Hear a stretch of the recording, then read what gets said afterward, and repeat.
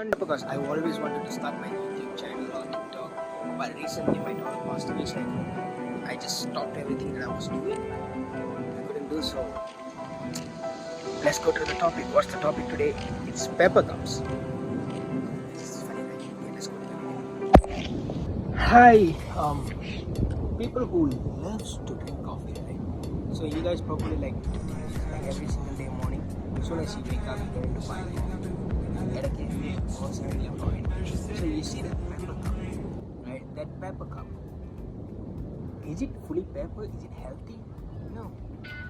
It's basically the thin layer of the plastic will mix up into the coffee or the drink that you're going to drink, and then it will go into your immune system and then mix it.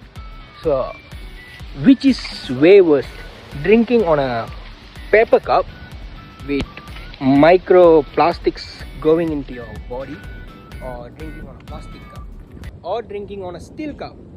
Anyways, and you're going to ended up drinking some plastic with some papers.